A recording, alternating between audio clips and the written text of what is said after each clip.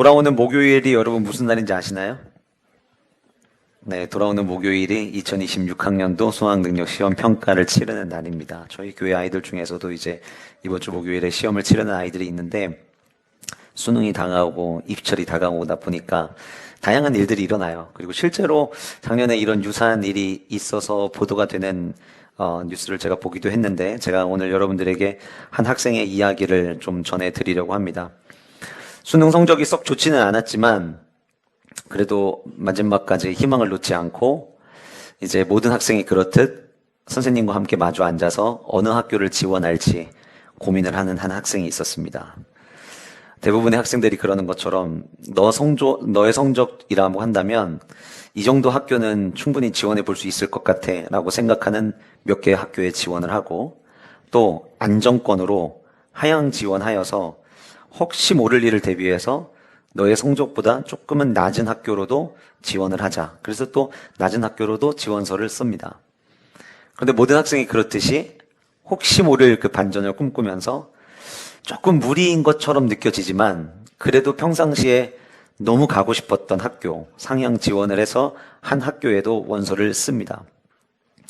시간이 지나고 수능도 다 끝나고 이제 발표가 한 곳 한 곳 시작되는 그때에 이제 그쯤 되면 수험생들이 늘 메일을 확인을 하고 요즘에는 휴대폰으로도 확인할 수 있지만 메일도 확인하고 계속 이제 학교에서 어떤 소식이 오는지 궁금해하고 있는 그때에 자기가 상향 지원했던 학교로부터 메일 한 통이 도착한 거를 보게 되는 거죠. 그래서 클릭을 합니다. 들어가 봤더니 귀하는 우리 학교에 합격되었다는 합격 통지문이 메일 안에 담겨져 있는 거예요. 당연히 기뻐야 되는데 이 친구는 믿어지지가 않는 거예요. 왜냐하면 상향 지원은 한 개 받지만 너무 말도 안 되는 상향 지원을 했고 또 같은 학교를 지원한 주변에 있는 친구들의 이야기를 들어볼 때 수능 점수가 자기보다 월등히 좋다는 거를 이미 알고 있었기 때문에 내가 이 학교로부터 합격 통지를 받았다는 게 믿어지지가 않은 거예요. 창을 닫았다가 다시 재부팅을 해서 들어가서 확인을 해보기도 하고 이게 과연 진짜 맞는 건지 일단은 부모님한테 합격했다는 소식도 전하고 근데 믿겨지지가 않는다고 이야기를 하다가 그래도 확실하게 확인하는 게 좋겠다 싶어가지고 학교로 이제 전화를 걸게 된 거죠. 입학처에 전화를 걸어서 자기의 수험번호를 이야기를 하고 자기의 이름을 이야기를 하고 제가 합격 통지서를 받았는데 믿어지지 않아서 그러는데 정말 제가 합격한 게 맞나요? 라고 입학처 직원에게 물었는데 그 학교 입학처 직원이 수험번호를 다시 확인해서 입력을 하고 이름을 다시 한번 묻고 확인을 하더니 갑자기 머뭇거리는 거예요. 잠시만요. 다시 물어요. 수험번호 다시 한번 불러주실래요? 이름이 뭐라고 했죠? 다시 한번 불러줬어요. 그랬더니 이 직원이 죄송한데 뭔가 약간의 오류가 있는 것 같습니다. 저희 전산상에는 불합격된 걸로 나오는데 정말 합격 통지서를 받은 게 맞나요? 이 순하고 순한 학생이 갑자기 그 얘기를 들으니까 뚜껑 열리는 거예요. 그래서 아니 무슨 학교 입학하는 거 합격하는 거 가지고 장난치는 것도 아니고 이게 뭐 하시는 거냐고 나 분명 받았다고 제가 받은 거 메일 캡처해서 보내드려요? 막 이런 얘기를 하고 하니까 입학처 직원이 너무 당황을 한 거죠. 그래서 그 학생을 진정시키고 일단은 저희가 다시 한번 확인해 볼 테니까 저희 쪽에 오류가 난 걸 수도 있으니까 제가 다시 한번 확인을 해볼 테니까 일단은 전화를 끊고 조금만 기다려주세요. 저희가 확인하고 다시 연락을 드리겠습니다. 그래서 전화를 끊었어요. 입학처 직원이 입학처 사무실에 있는 사람들한테 얘기하는 거죠. 지금 이 어떤 학생이 전화가 왔는데 우리 전산상에는 불합격으로 되는데 이 학생은 학교 통지서를 받았다고 합니다. 입학처가 난리가 난 거예요. 이런 실수를 하면 안 되잖아요. 작년에도 한 학교가 이런 실수를 했거든요. 근데 이런 실수가 일어나니까 입학처 직원들이 도대체 뭐가 어디서 잘못된 거냐, 진짜 떨어진 게 맞냐, 혹시 합격이 맞는데 우리가 지금 잘못 보고 있는 건 아니냐, 막 이제 이 부분을 가지고 확인하고 재확인하고 확인을 하는데 성적을 가지고 와서 보니까 도무지 합격할 수 있는 성적과 수준이 아닌 거예요. 그러니까 이거는 오류가 이 친구에게 합격 통지가 간 게 오류고 이 친구는 불합격한 게 맞다. 근데 문제는 뭐냐면 이걸 어떻게 수습할 거냐는 거죠. 이 친구가 막 내가 다 알리겠다고 얘기하고 막 난리를 피고 전화를 끊는 상태다 보니까 입학처 직원들 그리고 입학처장 전부 다 이걸 어떻게 해결을 해야 되냐. 일단 보고를 하자. 그래서 학교 총장님한테 이제 상황 보고를 한 거예요. 한 학생이 우리가 보는데 불합격인데 메일로는 합격이 왔다고 한다. 근데 이거 정정을 해야 되는데 우리가 만약에 불합격이라고 이야기를 하면 이 친구가 그냥 가만히 넘어갈 것 같지 않은데 어떻게 하면 좋을까요? 총장님 이럴 때는 어떻게 하는 게 좋겠습니까? 라고 총장님에게 질문을 하니까 총장님이 아무 말을 안 하고 가만히 수학의 너머로 생각을 하시더니 그 학생 그냥 합격시킵시다 이러시는 거예요. 그러니까 이제 입학처장님이 총장님 이게 그렇게 간단하게 끝날 문제는 아닌 것 같은데요. 왜냐하면 주변에 있는 친구들이랑 분명히 성적도 비교할 거고 그리고 불합격된 거를 이미 다른 학생들도 어쩌면은 제적 인원에도 맞지도 않고 나중에 이 친구를 합격시키면은 다시 또 점검하고 수정해야 될 일들이 너무 많은데 그냥 총장님 너무 길게 생각 안 하시고 너무 짧게 합격하자고 얘기하시는 거 아닌가요? 라고 이야기를 하니 총장님이 웃으시면서 이렇게 얘기하는 거예요. 처장님, 아니 그 친구가 합격 통지문을 받았다면서요. 왜 받았대요? 합격 통지문이 뭡니까? 당신을 우리 학교에 합격시켜주겠다는 약속 아니에요? 약속 증서 아니에요? 아, 약속을 했으면 약속을 지켜줘야죠.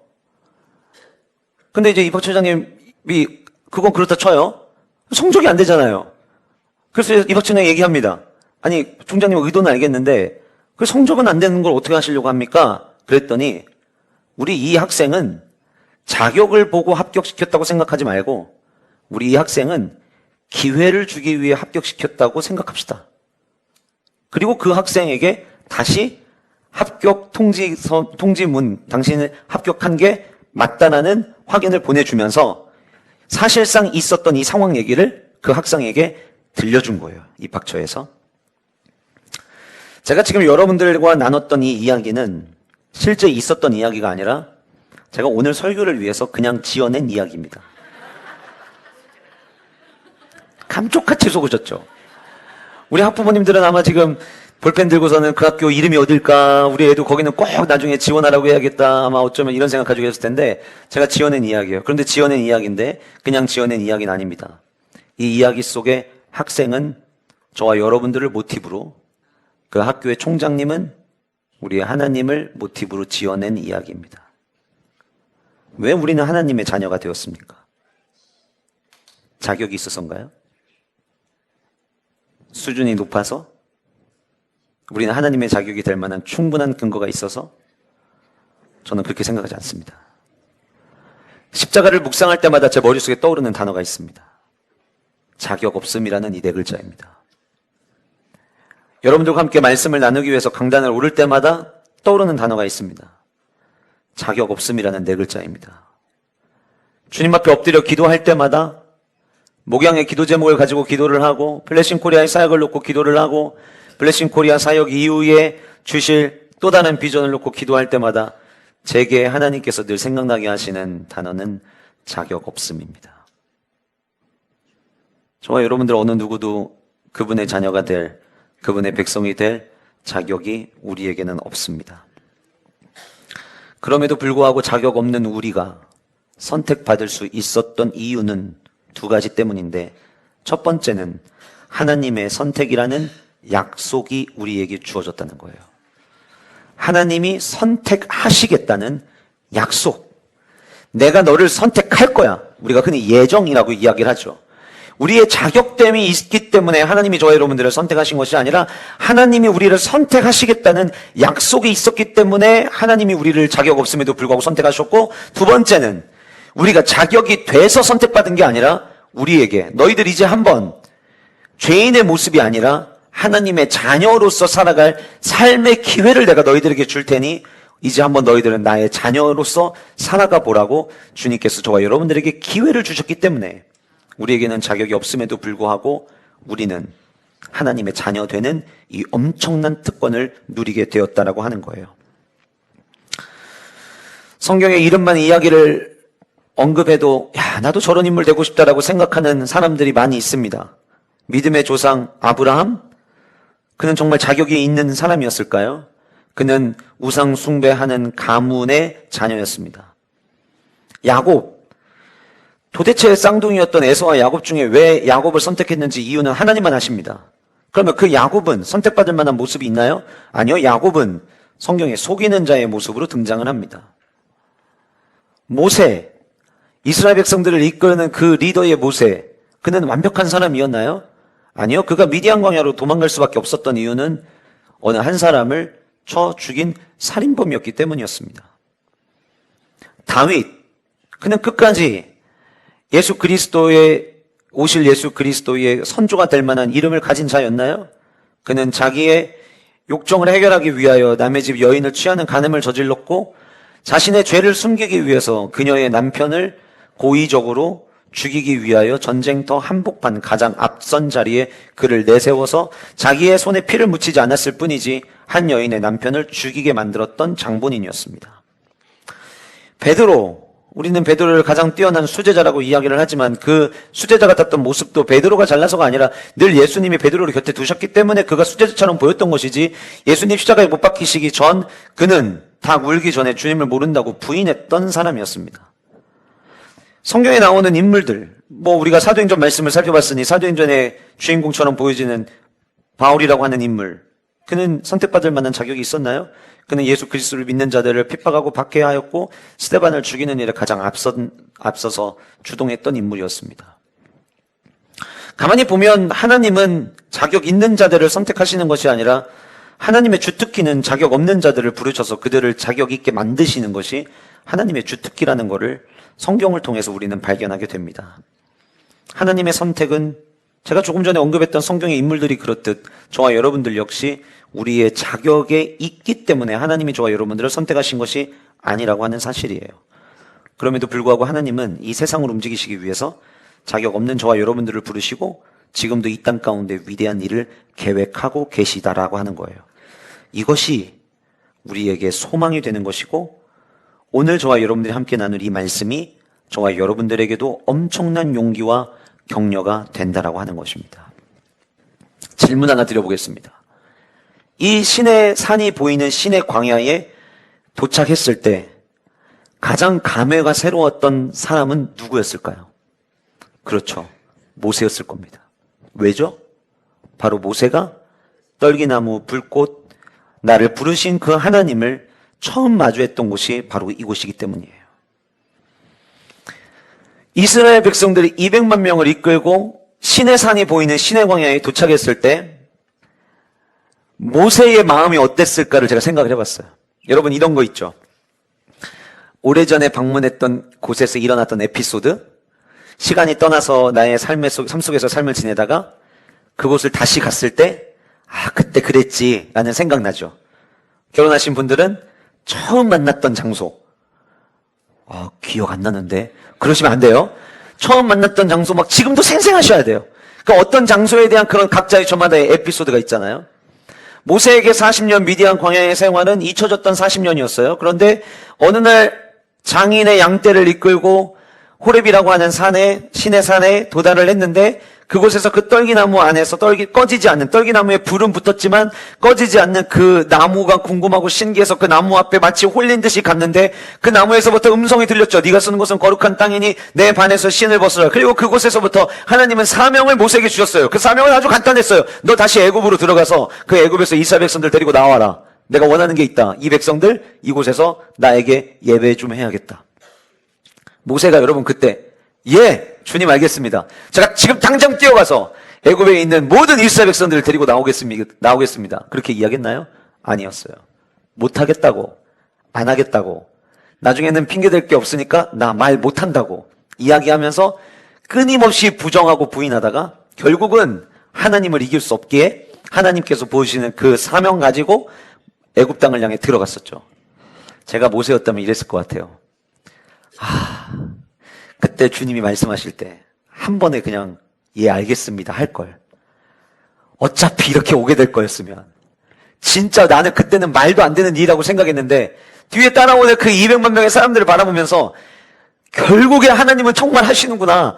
그 모습, 하나님 처음 만났던 이곳에서 마치 그때 그 떨기나무 불꽃에서 들렸던 그 주님의 음성이 너무 생생하고, 그리고 그 주님의 음성만 생생한 것이 아니라 그 주님의 음성 앞에서 못하겠다라고 이야기하던, 죄송합니다, 약간은 찌질하게 반응했던 이 지난날의 나의 모습이 막 생각났을 거예요. 모양 빠지게 그때 왜 그랬을까? 어차피 이렇게 하나님께서 인도하실 거면 그냥 쿨하게 주님 알겠습니다라고 반응할 걸. 시간적으로 보면은 학자들은 주님이 떨기나무 붓고에서 모세를 부른 그 시점에서 다시 시내 광야로 부르기까지 약 1년의 시간이 걸렸다고 이야기하거든요. 여러분 1년 전 이야기면요 생생하게 기억납니다.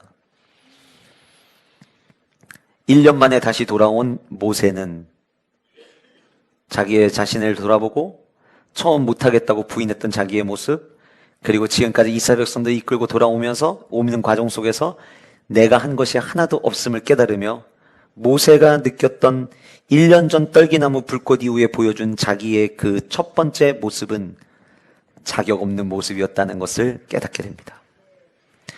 야, 나 진짜 자격 없는데 하나님의 계획 때문에, 그 하나님의 약속 때문에 하나님이 내가 자격이 있어서가 아니라 도망쳐서 잊혀졌던 인물이었는데 나에게 기회를 주시기 위해서 나를 부르신 그때 그 순간, 근데 자기는 못한다고 이야기했던 자기의 지난날의 그 부끄러웠던 모습들 되돌아보니 모세는 자격 없는 나에게 하나님은 무엇인가를 맡기시고 그 일을 성취하신 하나님이시라고 하는 사실을 1년 만에 다시 방문한 그 신의 광야에서 느끼게 되었다는 거예요.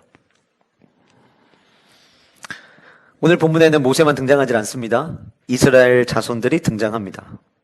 이스라엘은 애굽을 떠나서 이곳에 이르기까지 하나님께 온전히 순종하지 않았습니다. 우리가 지금까지 출애굽기 1장에서부터 살펴보면서 이스라엘 백성들 불평하고 원망한 거 우리 다 살펴봤습니다. 조금만 기다리면 하나님의 역사하실 건데 코세를 못 참아가지고 하나님 앞에 불평하고 원망하던 이스라엘 백성들이었습니다. 그럼에도 불구하고 하나님은 그들을 향한 긍휼을 베풀어 주시고 자비와 사랑을 베풀어 주셔서 그들 여기까지 인도하셨죠.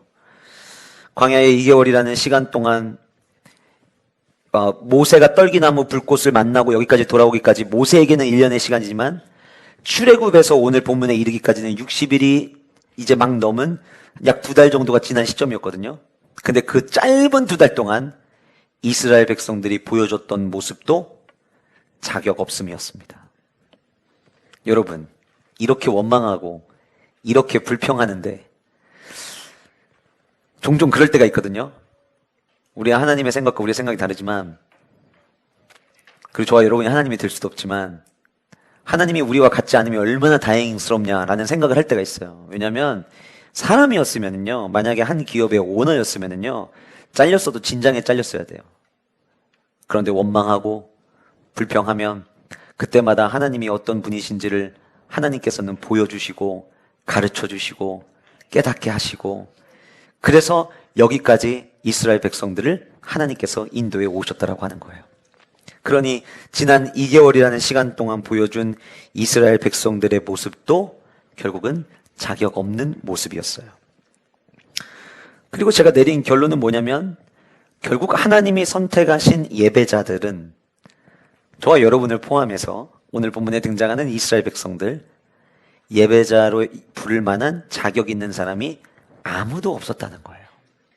모세도 자격이 없었고 이스라엘 백성들도 자격이 없었고, 제가 여러분들 앞에서 하나님이 주신 말씀을 전하고 있지만 저도 주님께서 사명 맡기실 만한 자격이 저도 없었고, 여러분들 각자 장로님으로, 권사님으로, 안수집사님으로, 목자로, 교사로 다양한 모습으로 사역하고 있지만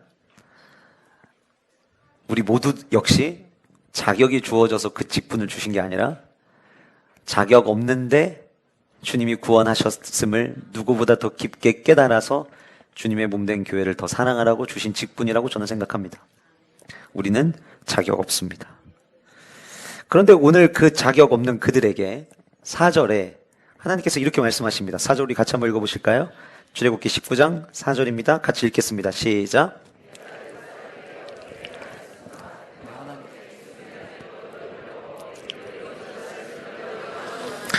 내가 애굽 사람에게 어떻게 행하였음과, 이거는 이제 10가지 재앙이 일어나는 동안 하나님께서 이스라엘 백성들을 어떻게 보호하셨는지에 대한 그 이야기들을, 과거 이야기들을 보여주고 있는 거고요. 그 다음에 뭐라고 이야기하고 있냐면, 내가 어떻게 독수리의 날개로 너희를 업어 내게로 인도하였음을 너희가 보았느니라, 이렇게 이야기하고 있어요. 왜 하나님은 이 4절에서 자격 없는 그들에게 지난날의 과거 이야기를 왜 꺼내실까요? 자꾸 이스라엘 백성들이 잊어버리니까 생색내시려고? 그래서 우리 하나님이 얘기 꺼내셨을까요? 저는 뒤에 말씀과 연결해서 오늘 이 본문을 볼 때 하나님께서 이 말씀을 하신 굉장히 중요한 이유가 있다고 저는 생각이 되어졌어요. 노예 생활에서 해방된 이스라엘에게 당연히 그들을 해방시키신 하나님께 그들이 충성해야 될 의무를 보여주기도 하고요. 다시 말씀드리면 여기까지 오는 동안 하나님이 너희들을 지키시고 보호하셨으니 이제 곧 너희들이 계명을 받게 될 텐데 그 계명에 너희들 충성을 다해야 돼 라고 하는 충성을 다해야만 하는 의무에 대해서도 말씀하시는 것처럼 보이지만 저는 사실상 그거보다 더 중요한 의미가 저는 이 안에 담겨 있다고 생각합니다. 어때? 지금까지 너희들 애굽에서 나오는 동안 애굽에 종살이하고 있는 동안 애굽 땅에서 펼쳐졌던 10가지 재앙을 소문으로 듣기도 했고 너희들이 직접 경험하기도 했었지. 그리고 너희들 그 애굽에서 건져내서 내가 오면서 너희들 앞에 홍해가 놓여져 있고 뒤에 애굽 군대가 쫓아올 때 야 우리 다 죽겠다 싶을 때 내가 그 홍해에 길을 냈던 거 기억나지? 먹을 것이 없다라고 원망하고 불평할 때에는 내가 메추라기와 만나로 너희들에게 공급하고 여섯째 날에는 이틀치를 너희들에게 내가 줄 테니까 안식일에는 쉬라고 이야기했는데 그 말씀대로 내가 이야기했던 대로 이루어졌던 거 너희들 기억하지? 마실 물이 없을 때 내가 모세를 통하여서 반석을 치라고 이야기하고 그 반석에서 물 냈던 건 너희들 기억하지? 지금 이 얘기하고 계시는 거거든요. 그거를 압축해서 독수리 날개로 너희를 업어 내게로 인도하였음을 너희가 보았느니라. 그럼 독수리 날개로 업는 대상이 누구냐면 이 오늘 본문에 등장하는 독수리의 날개로 업힌 독수리는 이 독수리의 새끼예요. 독수리 새끼가 날개에 힘이 없을 때 어머니가 독수리를 훈련시키기 위해서 낭떠러지 떨어뜨리고 난 다음에 곤두박질 치려고 할 때 쏜살같이 내려가서 펴면은 약 2m가 되는 그 날개를 확 펼쳐서 그 날개 위에 자기 자녀를 받습니다. 다시 그러면 올라갑니다. 이 훈련을 반복하는 거예요. 이거 당시 광야에서 살던 사람이라면 독수리 날개로 너희를 업어 내게 인도하였다는 이 말의 의미를 이스라엘 백성들은 다 알아요. 그 지난날의 시간들의 이야기를 지금 다 들려주시는 이유는 무엇이냐면 단순히 내가 지금까지 너희들에게 이렇게 했다니 이거 잃어버리면 안 된다. 나 좀 오늘 좀 센스 좀 내야겠어의 의미가 아니라 지금 하나님께서 이스라엘 백성들에게 요구하시는 것은 지금까지 그랬듯이 앞으로도 나는 너희들을 이렇게 인도해 갈 거니까 따라하시겠습니다. 나를 신뢰하렴. 주님이 예배자들에게 요구하시는 건 뭐냐면 주님을 향한 신뢰라고 하는 거예요. 제가 어제 세운공동체 예배에서도 잠깐 이런 얘기를 했습니다. 여러분, 하나님의 생각과 여러분의 생각이 달라서 너무 당황스러우시죠? 하나님의 생각과 여러분의 생각이 너무 달라서 때로는 이해가 안 되죠? 하나님의 생각과 여러분들의 생각이 너무 달라서 때로는 하나님을 향해 원망하고 싶으시죠? 저 여러분들의 그런 마음 충분히 공감합니다. 이해합니다. 그런데 어느 누군가는 하나님의 생각과 나의 생각이 다른 것 때문에 하나님을 향하여 기대합니다. 어느 누군가는 하나님의 생각과 나의 생각이 달라도 너무 달라서 지금 내 상황을 보면 답이 나오지 않지만 나의 생각과 너무 다른 그 하나님이 계시다는 사실 때문에 어느 누군가는 소망을 갖습니다. 여러분 이 차이가 어디에서 난다고 생각하세요? 똑같이 하나님의 생각과 우리의 생각이 다르다는 것은 변함이 없는 진리예요. 근데 어떤 누군가는 하나님의 생각과 나의 생각이 다르다는 것 때문에 원망하고 이해할 수 없다고 이야기하고 어떻게 나한테 이러실 수 있냐고 이야기를 하지만 어떤 누군가는 그 하나님을 향하여 신뢰하고 소망하게 된다면 그 이유는 어디에서부터 나눠진다고 여러분들 생각을 하시나요? 제가 내린 답은 하나님을 향한 신뢰였습니다. 우리 하나님은 신실하신 하나님이시고 우리 하나님은 늘 우리가 원하는 대로 좋은 일을 만드시지는 않지만 지난주에 제가 함께 말씀 나눈 것처럼 하나님은 늘 우리의 삶에 가장 좋은 일만 행하시지는 않지만 그러나 우리 하나님은 선하신 일을 행하신다. 좋은 일을 우리에게 주진 않으신다 할지라도 하나님은 우리에게 선한 일을 행하신다. 이 한 가지의 사실을 신뢰하면 하나님의 생각과 나의 생각이 다른 것이 나에게 스트레스가 아니라 하나님의 생각과 나의 생각이 다른 것이 소망이 되더라는 거예요. 여러분 블레싱 코리아 말도 안 되는 비전이에요. 도대체 우리 하나님은 어떤 생각이시기에 우리에게 이 엄청난 비전을 맡기셨을까? 이해가 안 돼요. 납득이 안 돼요. 아니 비전을 주시려면 좀 실현 가능한 비전, 누구든 공감이 되는 비전, 그런 비전을 주시면 얼마나 좋아요. 그런데 과해도 너무 과한 비전을 주셨어요. 하나님의 생각과 우리의 생각이 달라도 이렇게 다를 수 있을까? 그런데 하나님을 향한 신뢰와 믿음을 가지고 그 하나님을 바라보면 기대하게 되는 거예요. 설레어지는 거예요. 주님 이거를 주님이 하시는 거잖아요. 주님 이 말도 안 되는 일을 우리를 통해서 주님이 하시겠다고 하시는 거잖아요. 주님 저는 설렙니다. 주님 기대가 됩니다. 블레싱 코리아라고 하는 이 비전을 주실 때 이 말도 안 되는 엄청난 비전 때문에 주님, 제가 이거를 성도님들과 나누는 순간 이거는 이제 더 이상 번복이 안 되는데 주님 너무 부담스럽습니다. 그랬던 날이 불과 몇 개월 전이에요. 그런데 그거를 9월 2일 우리 창립기념일을 기점으로 선포하고 너는 복이 될지라는 말씀을 우리 공동체에 주신 말씀으로 받고 계속해서 블레싱 코리아를 놓고 계속해서 기도하다 보니까 이제는 이것이 부담이 되지 않는 거예요. 오히려 기대가 되는 거죠. 하나님이 어떻게 행하실까 기대가 되는 거죠. 하나님이 저에게 그런 마음을 주시는 거예요. 이제 부담 안 되지? 예, 부담 안 돼요, 주님. 어차피 주님 이거 제가 하는 거 아니잖아요. 이거 어차피 하나님이 하시는 거잖아요. 그래, 너 이제야서야 네가 이해를 했구나. 그럼 내가 너에게 두 번째 비전을 줄게. 말도 안 되는 블레싱 코리아의 비전을 그 두 번째 주신 비전에 비교하면 이거는 블레싱 코리아는 너무 가벼운 비전이에요. 너무 말도 안 되는 비전을 두 번째 비전을 주셨어요. 근데 하나도 안 괴로워요. 오히려 볼 때마다 소망을 갖게 되고 볼 때마다 선포하게 되고 지금은 이름도 지어놨어요. 사랑하는 성도 여러분, 하나님의 생각과 저의 생각이 달라도 너무 달라요. 그런데 그분을 신뢰하는 것이 예배자에게 요구되는 첫 번째 모습이라는 거예요. 독수리 어미가 자기 새끼 떨어지기 전에 받아내는 거? 모든 독수리는 똑같이 이 행동을 합니다. 뭘 얘기하려고 하시는 걸까요? 하나님의 신실함을 우리에게 지금 이야기하시는 거예요. 나는 신실한 하나님이야.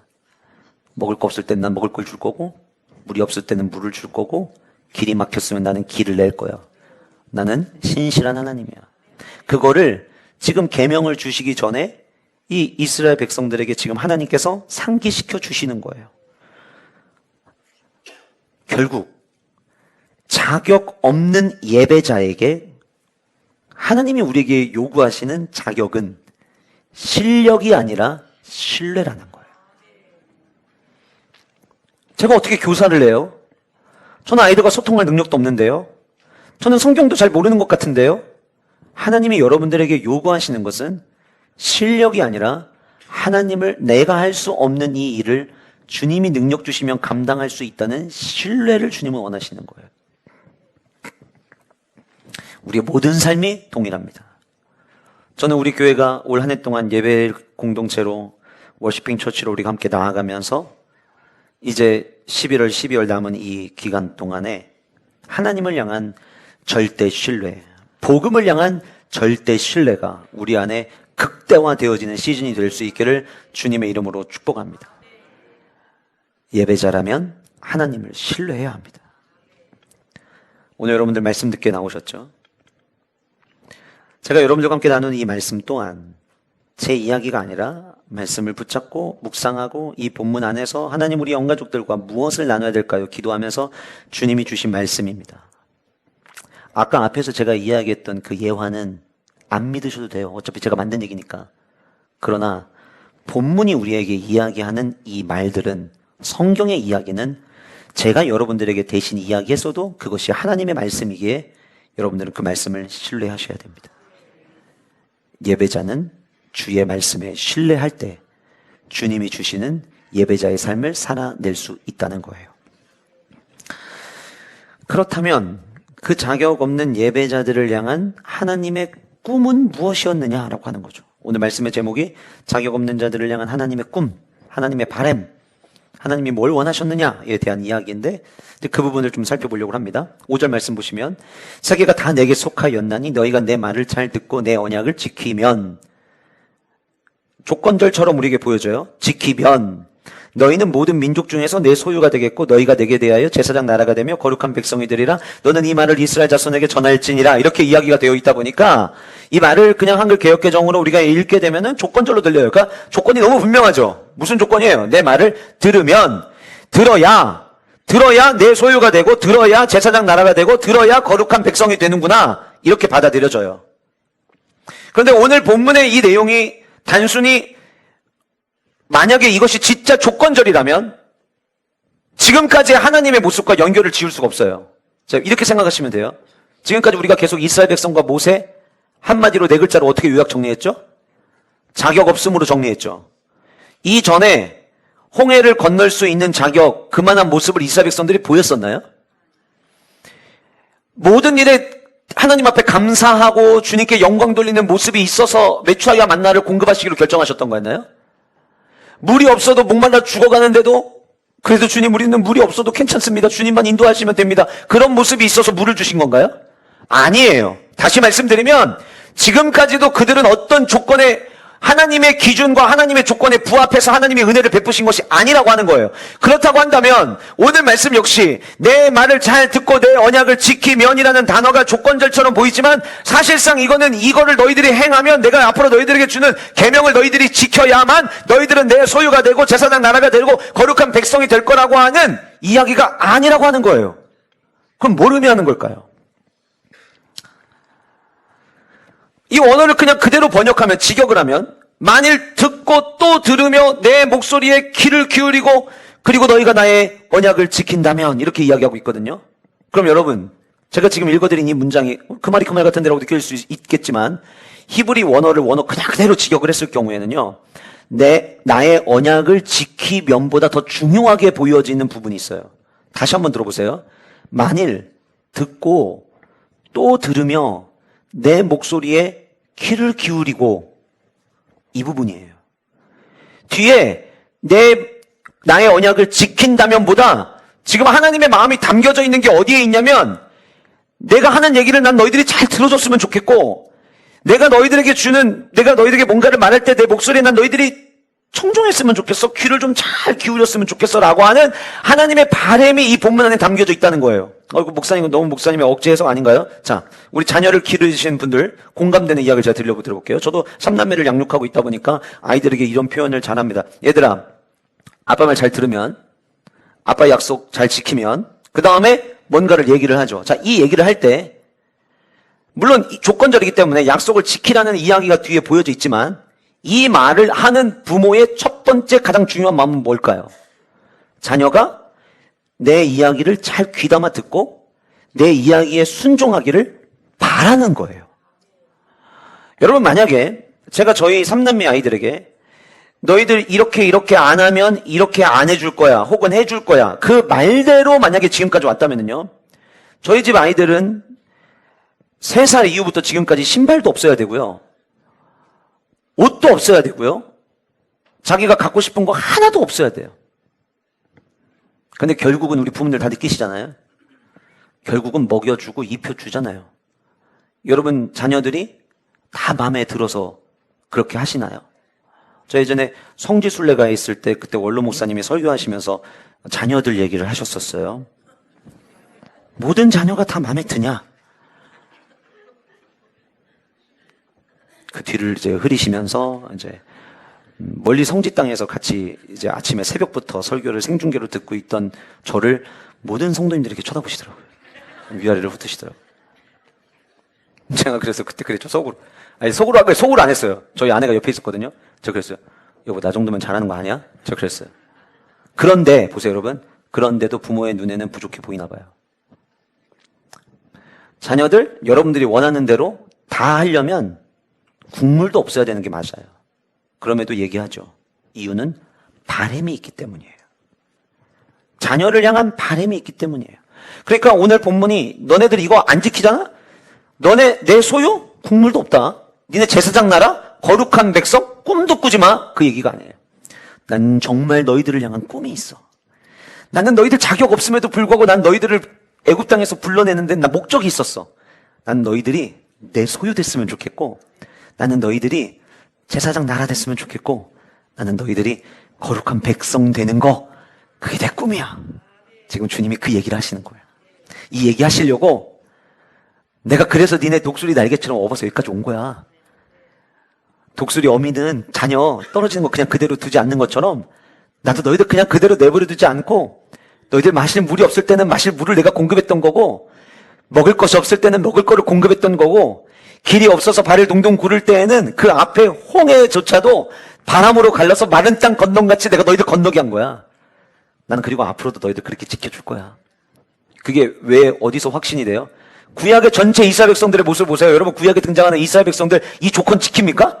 이 조건 안 지켜요. 그런데 주님은 구약에서 끊임없이 이스라엘 백성들을 사랑하십니다. 끊임없이 품으십니다.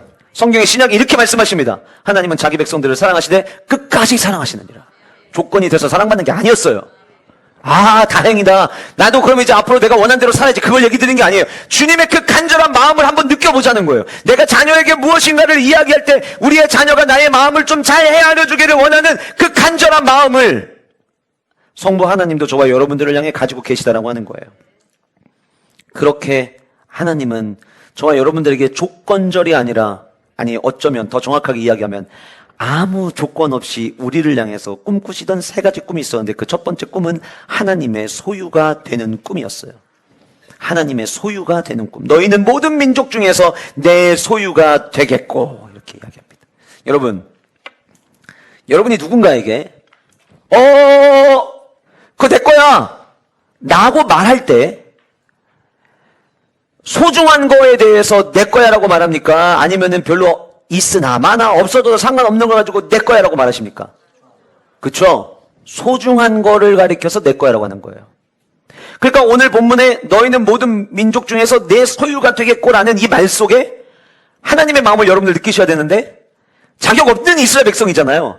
다른 사람 눈에는 심지어 성경을 보는, 오늘 우리가 성경을 보는 이스라엘 백성들의 모습도 자격 없는 모습이거든요. 그런데 웬일인지 우리 하나님은 야, 내 거야. 아니야, 나한테는 엄청 소중해. 가끔 우리 아이들이 집에서 종이로 만든 건데 그거 가져갔다고 막내가 막 울 때가 있어요. 그게 겉으로 보기에는 전혀 가치가 없어요. 그거 시간 지나면 지도 어디다 놨는지 기억도 못하고 버려요. 그런데 그 순간 이게 소중한 거예요. 누군가에게는 가치 없어 보이는 그것이 막내에게는 그게 너무 소중한 것처럼, 우리가 보기에는 성경 속에 등장하는 이스라엘 백성들의 모습 가운데 소중해 보이는 모습이 하나도 없고 처음부터 끝까지 A부터 Z까지 다 자격 없는 모습인데, 지금 하나님이 이 예배자들을 향해 꿈꾸고 계시는 게 있다는 거예요. 그게 뭐냐면, 난 이 예배자들 내 거 만들 거야. 나는 이 예배자들 나에게 너무 소중해. 그래서 너희는 모든 민족 중에서 내 소유가 되겠고 라고 이야기하셨다는 거예요. 이거 내 거야. 예를 들어볼게요. 제가 이거 제 겁니다 라고 말을 할 때에는 누가 내 거야 라고 말할 수 있냐면 이거를 가진 소유주만 얘기할 수 있는 거예요. 다시 말씀드릴게요. 소유주만. 다시 말씀드리면 하나님께서 내 소유 되겠다라고 말했다는 거는 소유주가 누구시냐면 하나님이라는 거예요. 저와 여러분의 소유주가 누구라는 거예요? 하나님이시라는 거예요.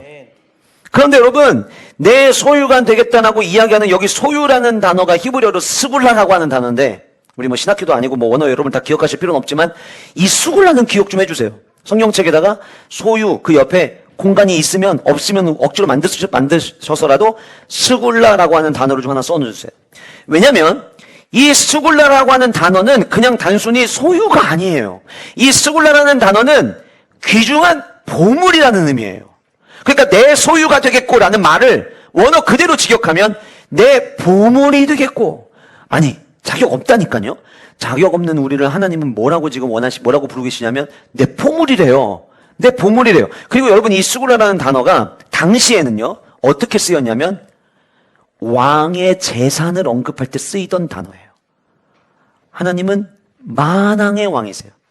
그 만왕의 왕께서 저와 여러분들을 향해 바라고 계시는 게 있는데, 단순히 니들 나를 위해서 노래해라, 니들 나를 위해서 말씀 들어라, 니들 나를 위해서 헌신해라, 너희들은 나의 예배자가 되라, 이거를 원하시는 게 아니라 그 예배자에게 진짜 주님이 원하시는 건 뭐냐면, 너희들 나를 예배함으로 말미암아 난 너희들이 나의 스굴라가 됐으면 좋겠어.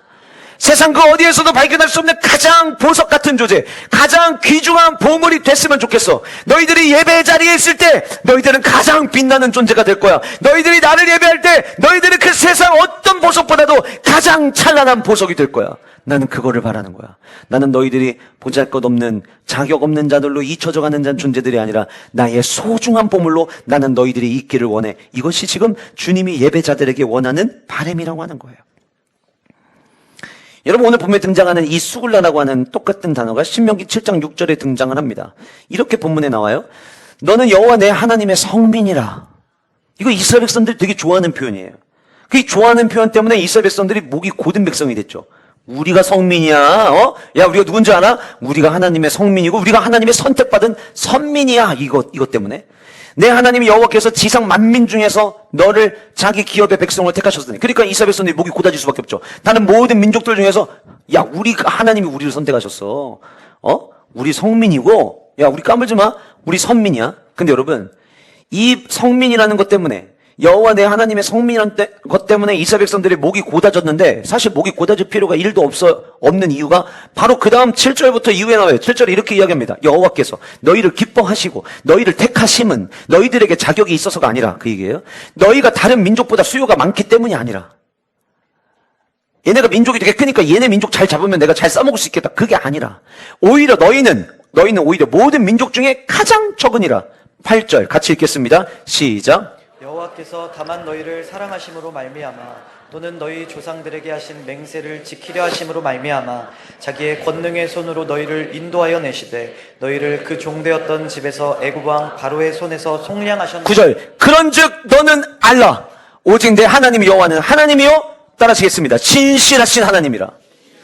그러니까 여러분 결론을 내려볼게요.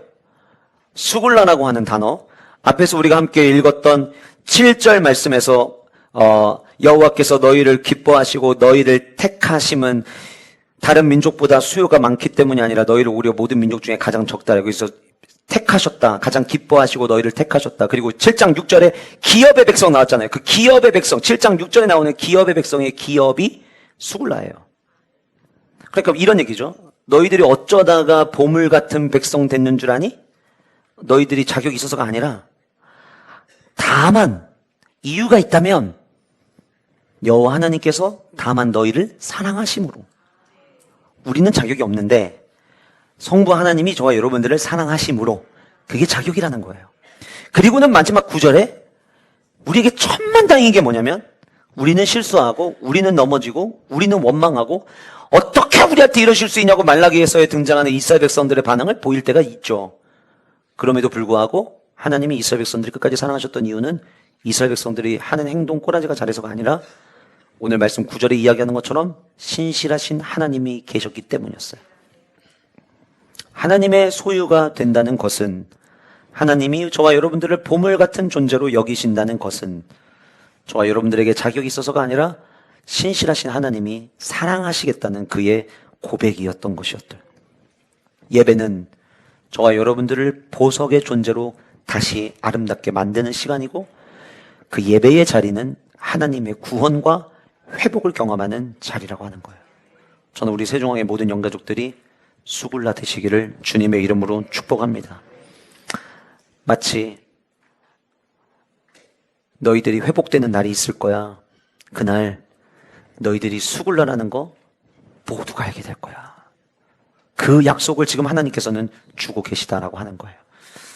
결국 예배자를 향해 하나님이 가지고 계셨던 첫 번째 꿈은 우리를 사랑받는 보물로 여기시기를 원하셨던 꿈이셨어요. 우리가 뭔가를 하는 꿈이 아니라, 우리는 여전히 신실하지 못하지만 신실하신 하나님께서 저와 여러분들을 세상 그 어디에서도 발견할 수 없는 가장 가치 있는 보물로 여기시는 사건이 예배자들을 향한 하나님의 꿈이었다는 거예요. 그래서 저는 여러분들이 예배의 성공자 되셔서 하나님이 보시기에 빛나는 수굴라 되시기를 주님의 이름으로 축복합니다. 두 번째는 어떤 꿈을 가지고 계셨냐면, 제사장 나라가 되는 꿈을 가지고 계셨어요. 6절에 너희가 내게 대하여 제사장 나라가 되며 이렇게 이야기합니다. 하나님은 이스라엘이 제사장 나라 되기를 원했다. 그럼 여러분, 제사장의 나라가 되기를 원했다는 것은 이스라엘이라는 이 민족이 한 사람, 그러니까 오늘날로 이야기하면 난 네가 목회자 됐으면 좋겠어, 이건데 지금 이거는 그게 아니에요. 너희들 공동체 전체가 제사장 나라가 됐으면 좋겠다고 지금 하나님께서 예배자들을 향해 가지고 있는 약속이에요. 자, 그러면 우린 제사장들이 하는 역할이 뭐죠? 제사장은 하나님과 인간 사이를 쉽게 말하면 그때 당시 중보하는, 연결하는 다리 역할이었어요. 그러니까 나는 이스라엘 백성들 너희들을 제사장 나라로 삼겠다는 이 이야기는 유일하신 하나님과 유일하신 하나님을 알지 못하는 자들이 있는데, 유일하신 하나님이 누군지 알지 못하는 자들에게 나는 너희들을 통해 그들에게 나를 알리고 싶어, 이 얘기예요. 제사장 나라라고 이야기할 때 결국은 세상을 하나님께로 인도하는 것. 그런데 제가 오늘 말씀의 제목을 자격 없는 자들을 향한 하나님의 꿈이라고 말씀드렸고, 여러분들이 자격 없는 자는 곧 예배자를 제가 의미한다라고 이야기를 했는데, 바꿔서 얘기하면 하나님은 예배자를 향해서 오늘 예배드리러 오신 여러분들을 향해 하나님이 꿈이 있다는 거예요. 그게 뭐냐면 여러분들이 예배 끝나고 세상에 나갈 때 아직 하나님을 알지 못하는 자들이 여러분들을 통해서 하나님의 은혜를 알고 여러분들을 통해서 하나님의 사랑이 있다는 걸 알고 여러분을 통해서 우리가 지금 경험하지 못하고 있는 십자가의 복음이 있다는 것을 알려지기를 주님은 원하고 계시다는 거예요. 그래서 제가 말씀드렸죠. 예배자는 이 시간 예배 시간에 와가지고 QR코드 찍고 들어와서 예배 끝나고 나가는 그것이 예배자가 아니라 진짜 예배자는 예배가 끝나고 난 이후에 그 말씀을 가지고 우리의 삶 가운데서 예배자로 살아내는 것, 그게 진짜 예배자라고 제가 말씀드렸죠. 제사장 나라가 된다는 말은요, 성경 많은 본문이 있지만 제사장 나라가 된다는 말의 의미를 가장 잘 설명해 주고 있는 본문이 어딜까라고 제가 생각을 해봤을 때 이사야 42장 6절과 7절이었어요. 화면을 같이 보실게요. 나 여호와가 의로 너를 불렀은즉, 예배자로 불렀잖아요. 내가 내 손을 잡아, 우리가 어떻게 주님의 손을 잡습니까? 우리 더러운 죄인들이. 그런데 우리 자격 없는데 주님이 손을 잡아주셨으니까 잡혀진 거예요. 내가 너의 손을 잡아 너를 보호하며 너를 세웠다는 거, 제사장 나라를 세웠다는 거예요. 왜 세웠냐? 백성의 언약과 이방의 뭐가 되게 하기 위해서래요? 빛이 되게 하기 위해서. 그래서 그 빛이 되어서 7절 같이 읽겠습니다. 시작. 내가 눈먼 자들의 눈을 밝히며 갇힌 자를 감옥에서 이끌어내며 흑암에 앉은 자를 감방에서 나오게 하리라. 제사장 나라가 된다는 건 따라하시겠습니다. 세상의 빛이 되는 것이다. 예수님께서 말씀하셨죠. 너희는 세상의 빛이라. 명령이었어요. 빛이 돼 볼래? 빛이 돼 줄래? 아니, 빛이라 라고 말씀하셨어요. 제사장 나라는 이방 속에서 빛을 내는 거예요. 대한민국은 불 많이 켜있죠.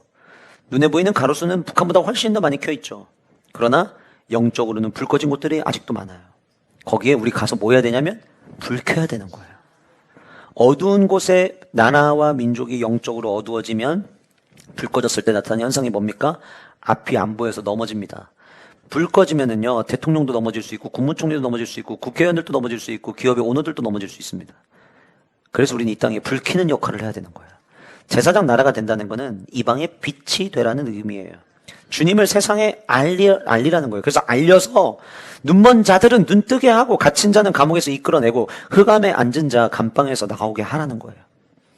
성경에 나오는 제사장 나라가 된다라고 하는 것은 또 다른 의미를 만약에 우리에게 이야기한다면, 결국 여러분 빛이 된다는 말은 조금 더 구체적으로 이야기하면 시편 67편 1절과 2절이 그 의미를 조금 더 정확하게 우리에게 보여준다고 생각을 합니다. 이렇게 성경은 이야기합니다. 하나님은 우리에게 은혜를 베푸사 복을 주시고 그의 얼굴 빛이 우리에게 있는 게 아니에요. 그분에 있는 그 얼굴 빛을 하나님의 우리가 형상이라고 할 때 형상이라는 단어를 제가 예전에 이렇게 표현한 적이 있어요. 거울이다. 우리는 거울이에요. 그래서 하나님의 형상이 내가 빛나는 존재가 아니라 하나님의 형상이 거울에 비춰질 때 반사돼서 보이는 거죠. 그래서 우리 하나님 형상대로 살아야 돼요. 하나님의 형상대로 살면 그분의 얼굴의 빛이 우리에게 비춰질 때 우리가 그걸 반사해서 세상에 보이는 거예요. 그의 얼굴 빛을 우리에게 비추사 2절. 주의 도를 어둠이 가득한 그 땅 위에 주의 구원을 모든 나라에 알리소서. 그러니까 제사장 나라가 된다라고 하는 것을 한마디로 딱 줄여서 만약에 이야기하라고 저에게 질문을 한다면 저는 제사장 나라는 곧 전도자 되라는 거예요. 예배자는 예배만 드리는 사람들이 아니라 예배자는 전도자가 되어야 한다는 거예요. 저는 우리 교회가 구주의 사랑 1년에 한 번 날짜 정해놓고 그날은 진짜 모두가 작정하고 달려들어서 우리 주변에 있는 소중한 예배신자들 초청해서 함께 예배하는 사역을 감당하지만 우리 교회는 1년 365일 영혼 살리는 구원의 방주가 돼야 합니다. 그게 제사장 나라예요.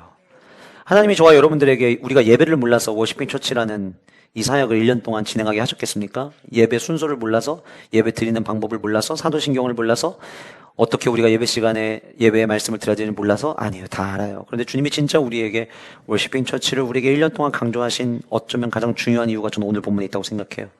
사랑하는 세종왕의 영가족들아, 너희들이 복음으로 도시를 축복하기를 원하니 그러면 제사장 나라가 되어야 한다. 나의 빛을 세상에 전하는 자가 되어야 한다. 너희들이 나의 하나님의 형상으로 지음 받았기에 너희들이 거울이 되어 내 안에 있는 빛을 세상에 비춰줄 때 세상의 어둠이 물러가게 될 거야. 그래서 주님이 저와 여러분들에게 요구하시는 것은 우리 모두가 전도자 되는 거예요. 전도 축제가 끝났다고 자유로워지는 게 아니라 우리는 또 복음을 전하는 삶을 살아야 되는 거예요. 전도하기 가장 좋은 시즌이 이제 곧 다가옵니다. 성탄절. 교회를 안 다니는 사람도 예수님 탄생은 축하하러 교회를 간다는 그날, 우리 주변에 그토록 오라고 권면하고 했는데도 오지 못했던 여러분들의 예비 신자들, 12월 25일에도 우리 초청해서 함께 예배하는 은혜가 우리 모두에게 있기를 간절히 소원합니다. 지난주에 전도 축제가 끝났는데 한 어르신이 기도를 받고 싶다고 이야기하셔서 기도를 왜 받기를 원하시는가 사연을 들어보니까 자녀분들이 멀리 떨어져 사는데 자녀들의 평생의 기도 제목이 어머님이 구원받는 거였어요. 그 어머니 집이 공원 아파트세요. 그런데 그렇게 오랫동안 기도를 해도 움직이지 않던 어머니가 갑자기 전화가 걸려오셔서 나 교회 가고 싶다고 그러시더래요. 그래서 집 근처에 가장 가까운 교회가 어딘가고 봤더니 우리 교회인데 지난주에 왔는데 하필 지난주가 전도축제였던 거예요. 그래서 우리 어머니가 앞으로 우리 교회에서 신앙생활 열심히 저희 두 부부가 얘기하시더라고요. 저희가 정말 어머니 구원을 위해서 오랫동안 기도했다고. 그런데 이렇게 좋은 교회가 주변에 있는 거를 오늘 와서 보고 또 저희 교회 성도님 한 분이랑 또 개인적으로 또 연결이 돼 있으시더라고요. 그래서 와서 보니까 안 거예요. 그래서 기도해달라고. 그래서 제가 그분을 위해서 기도해 드렸어요. 하나님 이분의 인생에 이제 남은 여정이 지금까지 살아왔던 여정도 행복하셨겠지만 남은 여정이 지금까지 여정보다 더 행복한 삶 되게 하여 주옵소서. 우리는 우리의 주변에 주님을 알지 못하는 자들에게 행복을 전하는 자들이에요. 제사장 나라가 된다는 것은 예배만 드리고 끝나는 것을 의미하는 게 아니라 예배 드린 자답게 삶 속에서 살아남으로 말미암아 전도자의 삶을 살아내는 거예요. 그런데 여러분 이것이 세 번째와 연결이 돼요.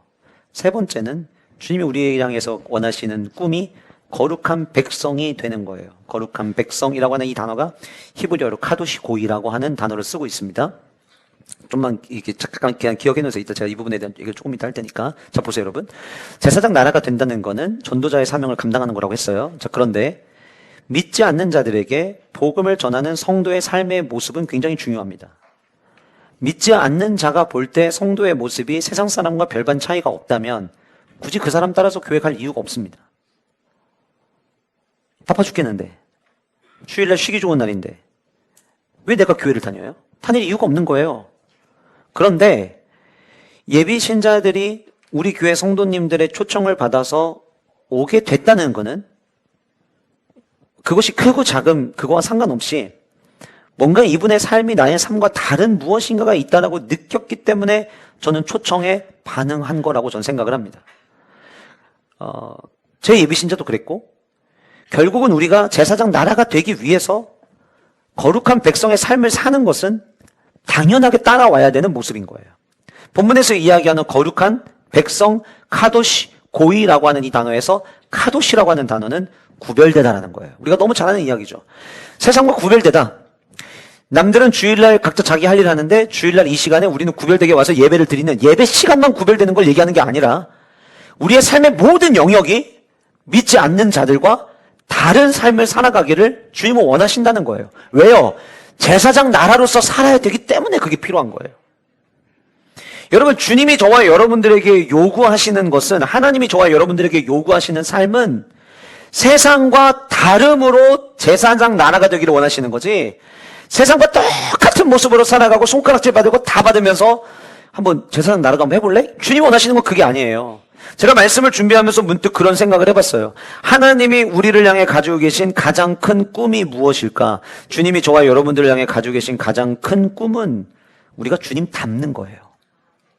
우리 그런 찬양도 있잖아요. 예수 닮기를, 예수 보기를. 주님이 우리에게 원하시는 건 우리 주님 닮아가는 거예요. 근데 여러분, 주님을 닮아가려면 해야 되는 게 있어요. 하나님 이렇게 말씀하셨죠? 내가 거룩하니 너희도 거룩해라. 나 거룩하거든? 너희들 나 닮아야 돼. 그래서 니들도 거룩해야 돼. 이게 하나님이 예배자들을 향해 가지고 계신 꿈이라는 거예요. 세상 사람들 하는 것 똑같이 다 하면서 난 예배합니다라고 말한다면 우리가 이야기하는 그 이야기를 듣고 마음이 움직여서 주님 앞에 나올 사람이 누가 있겠느냐는 거예요. 예전에 내가 주님을 만나기 전에 하던 행동들이 있다 할지라도 주님 만나면 버려야 될 거는 버리고 끊어야 될 거는 끊어낼 때에 비로소 거룩한 백성으로서의 삶을 살아가기 시작할 때에 우리는 그제서야 제사장 나라의 직분을 감당하게 된다는 거예요. 근데 제가 여러분들에게 거룩한 백성이 히브리어로 카도시 고이라고 제가 말씀드렸죠. 제가 이런 원어 얘기할 때 너무 죄송스러운데 그러면 또 제가 모든 단어를 다 언급하지 않고 꼭 말씀드릴 때는 이유가 있어요. 구약에서 백성이라는 단어를 히브리어로 보편적으로 쓰는 단어가 암이라고 하는 단어예요. 그런데 오늘 본문은 암이라는 단어를 쓰지 않고 고이라는 단어를 썼어요. 이 고이라는 단어가 어디에서 나오냐면 하나님께서 아브라함에게 나타나셔서 너는 너의 본토 친척 아버지의 집을 떠나 내가 내게 지시할 땅으로 가라. 내가 너로 큰 민족을 이루고 할 때 그 민족에서 이 고이라는 단어를 쓰셨어요. 다시 말씀드리면 하나님께서는 아브라함을 통해서 약속하셨던 그 큰 민족, 단순히 숫자가 많은 큰 민족을 꿈꾸셨던 게 아니라 하나님이 꿈꾸셨던 아브라함을 통해서 이룰 큰 민족은, 그 고이는 거룩한 민족이었다는 거예요. 세상과 다른 깨끗한 민족이었다는 거예요. 순수한 민족이었다는 거예요. 만약에 신앙을 가지고 신앙생활하는 모습들을 가지고 컨테스트를 하거나 영적 경연대회 이런 거 말도 안 되는 경연대회인데 만약에 이런 게 있다. 영적 지수를 재가지고 이렇게 뭐 계산하거나 뭐 이런 게 만약에 있다고 한다면 다른 건 모르겠지만 우리 교회 청년들 순수성은 아마 순결함은 아마 거의 대한민국 1% 안에 전 들어갈 거라고 확신합니다. 정말 철저해요. 배운 대로 살아요. 성적으로 결혼하기 전까지 혼전순결 지키는 거. 세상에서는 시대가 어느 시대인데 우리 청년들은 시대와 상관없이 주님이 우리에게 주신 행복한 가정을 위한 가장 선결되어야 될 모습이라고 생각하고 지킵니다. 성령에 취해야지 술에 취하지 않는다고 철저하게 세상과 구별되게 살아갑니다. 그럼 우리의 청년들은 인간관계를 못하느냐? 회식은 안 가느냐? 갑니다. 가서 음료수 마시고 같이 분위기 맞춰주고 때로는 윗사람들 마셔갖고 운전 못할 때 대리비 안 들게 집까지 대리운전 해주고 구별됩니다. 우리 교회 다음 세대 건강하게 세워보자고 다니엘 아카데미를 세웠죠. 우리가 때로는 종종 쟤네 숫자도 별로 안 되고 쟤네 너무 고립된 거 아니야? 이렇게 보일 수 있습니다. 고립이 아니라 세상을 움직이는 자가 되기 위해서 철저하게 비밀 베일에 쌓여서 준비하고 훈련하고 있는 겁니다. 왠 줄 아세요? 하나님의 나라는 순결하고 거룩한 세대를 통해서 하나님이 역사하시기 때문이에요. 두고 보십시오. 이번 1년 동안 우리 다니엘 아카데미 아이들이 외치는 4글자가 있습니다. 보란 듯이에요. 보란 듯이. 애들이 이 4글자 이번 1년 내내 보란 듯이, 시간이 지나서 보란 듯이. 세상으로 보기에는 답답해 보이고 속 터져 보일 수 있어요. 그러나 여러분, 이 시대는요, 구별되고 순결하고 깨끗한 자들의 사용하시는 때가 옵니다. 그리고 지금도 하나님은 그런 사람들을 쓰십니다. 그래서 베드로전서 1장 15절과 16절에 이렇게 말씀합니다. 오직 너희를 부르신 거룩한 이처럼 너희도 모든 행실에 거룩한 자가 되라. 기록되었으되 따라하시겠습니다. 내가 거룩하니 너희도 거룩할지어다. 자, 여러분 보세요. 15절에 뭐라고 나오냐면 오직 너희를 부르신 거룩한 이처럼 너희도, 그 다음에 뭐라고 돼 있어요? 모든 행실에 거룩한 자가 되래요. 모든 행실에 세상의 주님을 알지 못하는 자와 너희들 사이에 구별됨이 있어야 된다는 거예요. 다름이 있어야 된다는 거예요. 주일날 11시에만 다름이 있는 게 아니라, 수요일 저녁, 금요일 저녁에만 시간적으로만 다름이 있는 게 아니라 모든 행실에 다름이 있어야 된다라고 이야기하고 있어요. 에베소서 4장 22절부터 24절까지 말씀 우리가 너무 잘 아는 말씀입니다. 너희는 유혹의 욕심을 따라 썩어져가는 구습을 따르는 옛사람을 벗어버리고, 제사장 나라가 되기 전에, 거룩한 행실의 백성이 되기 전에 우리 옛날 구습, 옛 모습들 따라가던 그것들 전부 다 버리고, 23절 오직 너희의 심령이 새롭게 되어, 24절 말씀하십니다. 하나님을 따라 의와 진리의 거룩함으로 구별됨으로 카도시 고이 얘기하는 거예요. 지으심을 받은 새 사람을 입으라. 거룩한 성도는 정체성이 변화된 사람입니다. 거룩한 성도는, 거룩은 단순히 윤리적 행위를 이야기하는 게 아니라 예수 그리스도의 보혈로 새 창조된 결과를 보여주는 게 거룩입니다. 저는 우리 영가족들 모두 제사장 나라의 직분 감당하기 위하여 모든 행실에 있어서 거룩함을 유지하며 살아가는 은혜와 축복이 우리 모두 영가족들의 삶 가운데 있으시기를 주님의 이름으로 축복합니다. 일반적으로 제가 지난주에 말씀드린 것처럼 하버드에서 연구한 결과에 행복의 조건에 나와 있는 그 내용이 가만히 보잖아요. 우리가 추구하는 구별된 삶과 너무 닮아 있어요. 그 신학교에서 만든 책이 아닙니다. 하버드에서 오랜 시간 동안 70년이라는 시간 동안 도대체 인생의 마지막까지 행복했던 사람들의 모습이 어떠냐를 보니까 그들의 삶 가운데 건강을 지키기 위해서, 제가 지난주에도 말씀드렸지만 저 보고서 정말 깜짝 놀랐거든요. 40대 이전에 담배는 다 끊어라. 그게 인간의 행복에 유익하다는 거예요. 술 문화 끊어라. 여러분, 저와 여러분들의 삶 속에서 하나님의 백성이 아닌 일반적으로 당신이 마지막까지 죽음 앞에 설 때까지 행복한 인생을 살기를 원하면 이렇게 살아야 됩니다. 여러분들 중에 몇몇 분들이 목사님 왜 과체중력이 오늘 안 해요? 이렇게 이러시는 것 같은데 그거 포함해서 전부 다 결국 구별됨이에요. 저는 우리 영가족들 모두가 구별된 거룩한 백성, 하나님이 꿈꾸셨던 아브라함에게 처음 주셨던 그 큰 민족, 우리 영가족 공동체가 그런 주님의 백성, 민족 공동체 되기를 소원하고, 그래서 저와 여러분들을 통해서 주님을 알지 못하는 자들이 주님께로 나오는 우리 모두가 제사장 나라 되기를 간절히 소원합니다. 여러분들 한 분 한 분, 저를 포함해서 우리 모두 자격 없지만 주님은 자격 없는 저를, 자격 없는 여러분들을 세상 그 어디에서도 비교할 수 없는 왕의 귀중한 보물로 여기십니다. 이유는요? 우리가 잘해서요? 아니요. 그분의 사랑 때문이에요. 제가 오늘 설교 처음에 말씀드렸던 그 예화처럼 자격이 있어서 그 친구가 붙은 게 아니라 약속이 있었고 자격 때문에가 아니라 기회를 주기 위해서 합격을 시켰듯이 저와 여러분들도 하나님의 약속과 주님이 베풀어 주신 기회 때문에 오늘 또 우리는 주의 자녀로 살아갈 수 있음을 날마다 기억하며 감사로 여기며 부르심에 합당하게 살아가는 은혜가 저와 여러분 우리 모두 영가족들에게 있으시기를 주님의 이름으로 축복합니다.